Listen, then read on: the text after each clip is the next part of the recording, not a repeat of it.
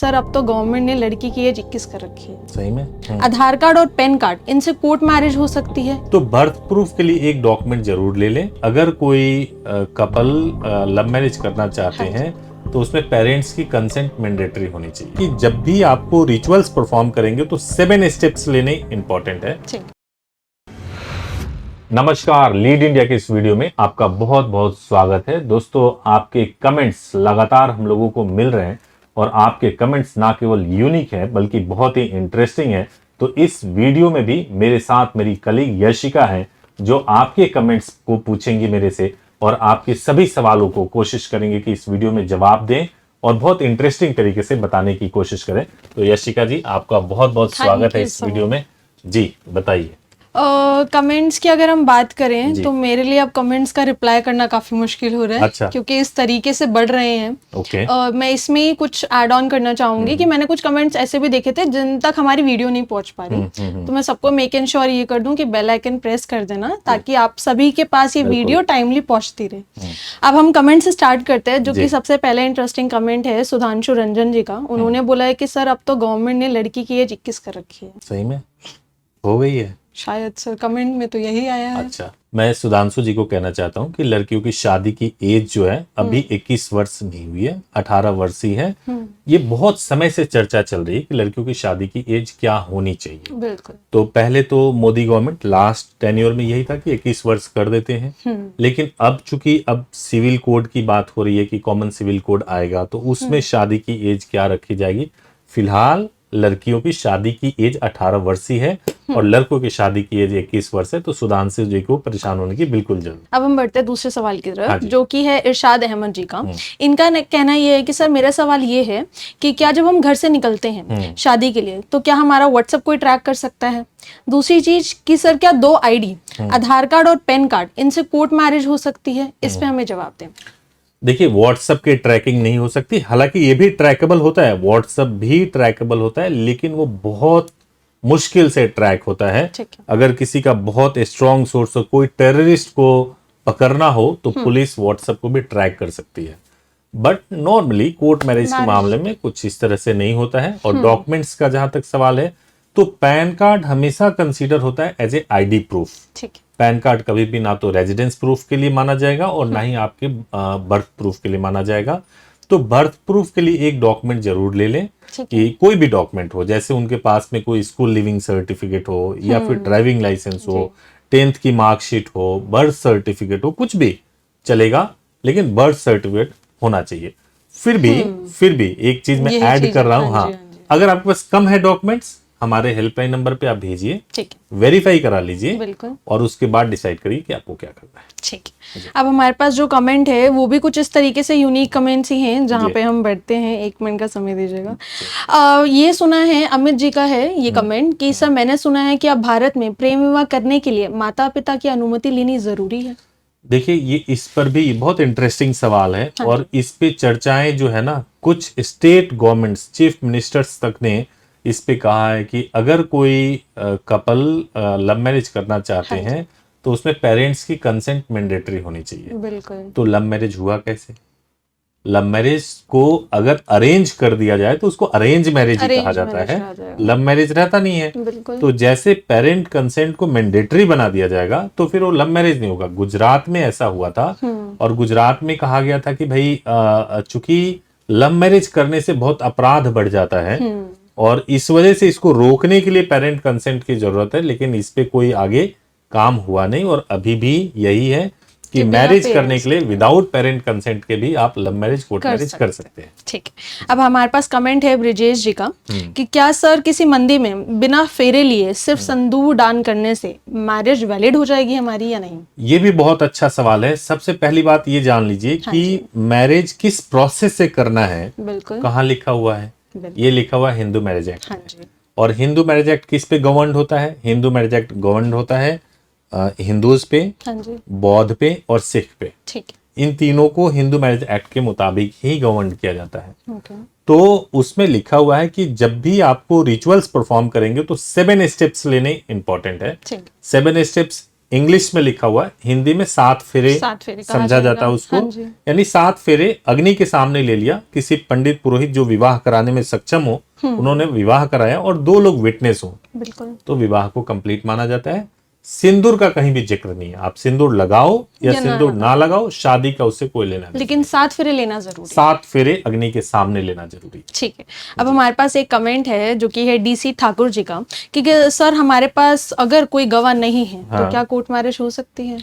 देखिए, गवाह को लेकर के क्या है, जैसा कि मैंने अभी आपको बताया कि गवाह को लेकर के कंडीशन केवल ये है कि उन्होंने मैरिज को देखा हो, बिल्कुल मैरिज को होते हुए देखा हो। अब वो कोई भी व्यक्ति हो सकते हैं जो अपना वैलिड डॉक्यूमेंट्स कोर्ट में जमा कराएं और ये क्लेम करें कि मैंने मैरिज को होते हुए देखा है, हाँ जी, तो वो गवाह बन सकते हैं। तो कई बार ऐसा होता है कि जब कपल हमारे पास आते हैं और उनके पास गवाह ना हो, तो वहां पर भी कई लोग गवाह बन जाते हैं या कोशिश करते हैं कि हम हेल्प कर दें कपल की। तो इस तरीके से गवाह अगर ना भी हो तो बात करेंगे, तो हम हेल्प कोशिश करेंगे कि इसी से जुड़ा हुआ सवाल है, जैसे कि बोला कि कोर्ट में अगर वो जाते हैं, क्योंकि कुछ सिचुएशन ऐसी होती है कि उन्हें सडन निकलना पड़ता है, कोई हेल्प नहीं कर पाता। अगर सपोज करे कि वहां पे कोई विटनेस हेल्प कर दे एज पर द विटनेस, उसी से जुड़ा हमारे पास एक कमेंट है जो कि है सिन्हा जी का कि लड़की के घर वाले विटनेस को डरा रहे हैं कि अगर आपने अपनी विटनेसिंग कैंसिल नहीं करी तो आपके ऊपर फॉल केस कर देंगे, फॉल्स केस कर देंगे। अगर आपने क्या केसेस, अपनी विटनेसिंग यानी कि अपनी गवाही चेंज नहीं करी, तो जो झूठा केस है वो हम आपके ऊपर दर्ज कर देंगे। देखो, ऐसा है कि ये तब हो रहा होगा कि जब उनका केस कोर्ट में चल रहा होगा और वो वहां ये साबित करने की कोशिश कर रहे होंगे कि ये मैरिज वैलिड नहीं है। तो मैरिज वैलिड है, उसके लिए कौन है गवाह?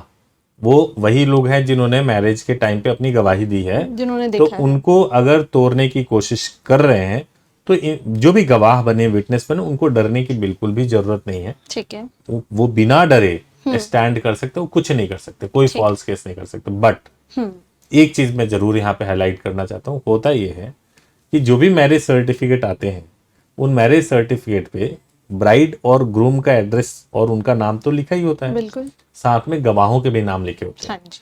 नेचुरली जब कभी भी आपकी शादी हो जाएगी, उसके बाद से सर्टिफिकेट आप पुलिस को भी भेजना पड़ेगा, पेरेंट्स को भी भेजना पड़ेगा। उस सर्टिफिकेट को देख के मालूम चल जाएगा इसमें गवाह कौन थे। तो इसलिए कोई दोस्त या कोई चाचा मामा अगर वो लोग गवाह बनते हैं, तो इस बात का ध्यान रखें कि थोड़ा बहुत कंसिक्वेंस आपको फेस करना पड़ सकता है। हाँ। जाहिर सी बात है, अगर किसी के मैरिज में आप जा रहे हैं या जिनके पेरेंट्स अग्री नहीं करते हैं, तो वहां पे थोड़ा सा ध्यान उनको भी रख के चलना बाद में लोग दामाद को और अपने बहू को एक्सेप्ट कर लेते हैं, लेकिन उन गवाहों को नहीं एक्सेप्ट करते जिन्होंने कोर्ट मैरिज करवाई है। बिल्कुल सही बात। इसी से रिलेटेड हम आगे बढ़ते हैं, जो कि हमारे पास गौतम जी का कि सर चाचा की लड़की के साथ क्या कोर्ट मैरिज की जा सकती है? देखिए, ये सापिंडर रिलेशनशिप है। हाँ जी। अब चाचा की लड़की, हमने कुछ ही दिनों पहले एक वीडियो डाला है जिसमें बिहार में डिप्टी कमिश्नर रैंक के एक अधिकारी ने कोर्ट मैरिज किया है। कोर्ट मैरिज नहीं, उन्होंने मंदिर में जाकर शादी कर लिया। शिव शक्ति जी का है। तो उन्होंने जब मैरिज किया, तो मैरिज करने के बाद से जो उनके ऊपर एफआईआर हुआ, डिप्टी कमिश्नर है, और उसके ऊपर एफआईआर ये होता है कि भाई आपने जो है भतीजी के साथ शादी किया है और ये गैर कानूनी है। तो भतीजी कैसे कह रहे हैं? एक गांव के अंदर जितने लोग भी हैं वो किसी न किसी के कुछ लगते हैं। हाँ। है ना? जो ज्यादा उम्र के हो गए वो चाचा हो गए, उससे ज्यादा हो गए तो ताऊ हो गए, छोटे उम्र में तो भैया हो गए, या लड़कियां हैं तो बहन हो गई। उसमें क्रॉस, चाहे वो कास्ट कुछ और हो, धर्म कुछ और हो, इसी तरीके से संबोधित किया जाता है। तो चाचा की बेटी रियल चाचा की बेटी है तो नहीं कर सकते। लेकिन अगर ऐसे कोई चाचा हैं जो गांव में बन जाते हैं तो आपके लिए कोई समस्या नहीं। हाँ, ठीक है। अब हमारे पास है एक और कमेंट जो कि है ठरका न्यूज जी का कि मेरे 2 दोस्त हैं जिनकी 2 गर्ल्स, एक दोस्त है जिसको 2 गर्ल्स से शादी करनी है। दोनों गर्ल आपस में सहमत हैं और जो मेरे दोस्त हैं शादी करना चाहते हैं, तो क्या इनकी मैरिज हो सकती है? देखिए, मैं आपको बताता हूँ। सबसे पहली बात यह है कि दोनों लड़कियां तैयार हैं शादी करने के लिए, और तो 2 शादी तो हो नहीं सकती है। बिल्कुल। पहली बात है कि एक ही शादी हो सकती है, बट अगर आप फिर भी दूसरी शादी कर लें, हाँ जी, और कंप्लेंट हो जाए आपके खिलाफ कि आपने पोलोगमी किया है, 2 शादी किया है, तो उसमें सजा है, 10 साल की सजा है ना? लेकिन अब एक सवाल लोगों के दिमाग में ये भी आता है कि बड़े बड़े नेताओं ने भी दो शादी की थी, तो उनको क्यों नहीं सजा हुई? क्योंकि उसमें कोई कंप्लेनेंट नहीं था, किसी ने शिकायत नहीं की थी। उन्होंने, लोग कहते हैं कि दो शादी कर ली, लेकिन जब आप जाएंगे उनसे पूछने के लिए तो कहेंगे नहीं जी हमने तो की ही नहीं दो शादी। तो छिपा करके की जाती है, वो छिपी हुई होती है। अगर कंप्लेनेंट आ जाएगा कोई तो कंप्लेंट करने वाला, तो फिर दिक्कत हो जाएगी। ठीक।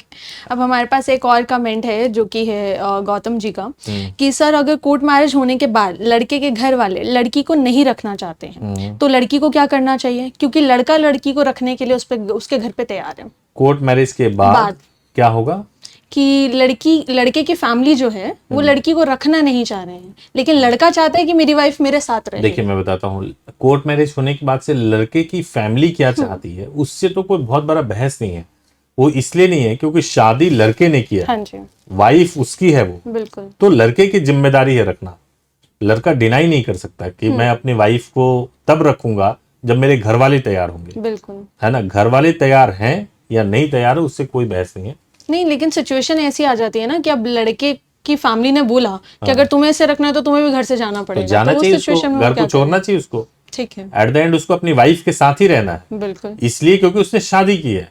और उसने शादी जब की है तो वाइफ को नहीं छोड़ सकता, वो अपराध हो जाएगा, बिल्कुल, है ना। तो मतलब वाइफ को नहीं छोड़ सकते, पेरेंट्स के सपोर्ट में भी नहीं जा सकते। पेरेंट्स के सपोर्ट में, पेरेंट्स को इस बात को मानना पड़ेगा कि वो क्यों नहीं एक्सेप्ट कर रहे हैं, गैर कानूनी चीज है, उनको एक्सेप्ट करना पड़ेगा। वो इसलिए डिनाई नहीं कर सकते क्योंकि उनकी बहू को उनके बेटे ने पसंद किया है, बिल्कुल, और इस वजह से वो बहू को नहीं रखना चाहते अपने घर में, ठीक है। तो उनकी अपनी चॉइस है, वो मना कर सकते हैं, लेकिन बेटे को तो अपनी वाइफ का साथ निभाना ही पड़ेगा। वो अनकंडीशनली बेवजह छोड़ नहीं सकता। बिल्कुल। इसी से जुड़ा हमारे पास एक कमेंट आता है जो कि है बिट्टू कुमार जी का, कि सर मैंने मंदिर में शादी कर ली है पर मैं ये शादी को ड्रॉप करना चाहता हूँ क्योंकि फैमिली हमारी शादी के खिलाफ है। देखिए, शादी होने के बाद से आप ड्रॉप कैसे करोगे? शादी होने के बाद से आप डिवोर्स लोगे, विदाउट डिवोर्स नहीं हो सकता है। हाँ जी। तो इसलिए या तो डिवोर्स होगा या कैंसिलेशन होता है। कैंसिलेशन टिपिकल चीज है, उसके लिए आपको हमारे हेल्पलाइन, अगर हमारे पास से किया होगा या कुछ ऐसा होगा, हमारे हेल्पलाइन नंबर पे कांटेक्ट वगैरह करेंगे तो उनको गाइड कर देंगे, ठीक है।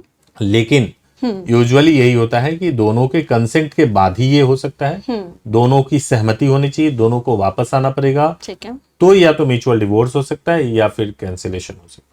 ठीक है। अब हमारे पास एक कमेंट आता है जो कि है निधि जी का, कि सर मैंने टेंपल में शादी की थी, तो क्या टेंपल में शादी करने के बाद रजिस्ट्रेशन करवाना जरूरी है? क्या अगर हम रजिस्ट्रेशन नहीं करवाते तो क्या हमारी शादी मानी जाएगी? अगर टेंपल में शादी हुई है, आप रजिस्ट्रेशन नहीं करवाओगे तो टेंपल ने कोई प्रूफ तो रखा नहीं है अपने पास में। आप टेंपल में गए, वहां पे शादी हो गई, और कल को अगर प्रूफ मांगा जाएगा आपसे कि बताओ आपने किस टेंपल में शादी किया था, उस टेंपल से मांगा जाएगा प्रूफ कि भाई आपके यहाँ शादी हुई है या नहीं हुई है। टेंपल तो ये कह देगा मुझे तो याद नहीं है कि शादी हुई है या नहीं हुई है, और खुदा न खास्ते इन्हीं दोनों में विवाद हो जाए, हाँ जी, और एक बोले कि शादी हुई है, एक बोले शादी नहीं हुई है, ठीक है, तो भी साबित करना मुश्किल हो जाएगा। इसीलिए मैरिज का रजिस्ट्रेशन जरूर कराना चाहिए। मैरिज रजिस्ट्रेशन कराने से स्पाउस बेनिफिट मिलता है, विदेश जाते हैं तो मिलता है, गवर्नमेंट से कई बेनिफिट मिलता है, वो मिलता है। मान लीजिए एक बहुत छोटा सा एग्जांपल जल्दी में दे रहा हूँ। हाँ जी। एक शादी हुई, शादी को हुए मात्र 3 महीना हुआ था, लड़का गवर्नमेंट जॉब में था, उन्होंने मंदिर में जाकर शादी कर ली, ठीक है। शादी के 3 महीने के बाद लड़का एक्सपायर हो गया, ओके, मैरिज का रजिस्ट्रेशन था नहीं। हाँ जी। अब उसकी जो नौकरी अनुकंपा की थी वो लड़की को मिलती, बिल्कुल मिलती, लेकिन वो साबित नहीं कर सकी को मैरिड थी, शादी की हुई थी, शादी की हुई है। बिल्कुल। और जब साबित नहीं कर पाई, इस वजह से सब लोग कह रहे थे, जो गवर्नमेंट डिपार्टमेंट कह रहा था कि भाई आप मैरिज रजिस्ट्रेशन सर्टिफिकेट दो, अगर आपने शादी की हुई है तो। वो दे नहीं सके और उन लड़की को कुछ भी नहीं मिला। तो इसलिए कोई नहीं जानता फ्यूचर को, प्रॉपर काम कराना चाहिए। ठीक है, अभी के लिए सवाल हमारे पास इतने ही थे। अब हम कोशिश करेंगे कि ज्यादा से ज्यादा सवाल हो और ज्यादा से ज्यादा। बिल्कुल बिल्कुल बिल्कुल, और बहुत अच्छा है। और मैं रिक्वेस्ट करूंगा जो भी हमारे दर्शक देख रहे हैं उनसे कि आप ज्यादा से ज्यादा कमेंट्स पूछें, यूनिक कमेंट्स पूछें, और आप अपने सजेशन भी दें इसमें। अगर आपको इस फॉर्मेट में कुछ जिस तरीके से हम लोग इसको शूट कर रहे हैं, बता रहे हैं, अगर इसमें कुछ करेक्शन चाहिए आपको और कोई सजेशन है तो जरूर बताएं, डेफिनेटली, है ना। थैंक यू यशिका जी, बहुत अच्छा लगा। Thank you so much. Thank you so much.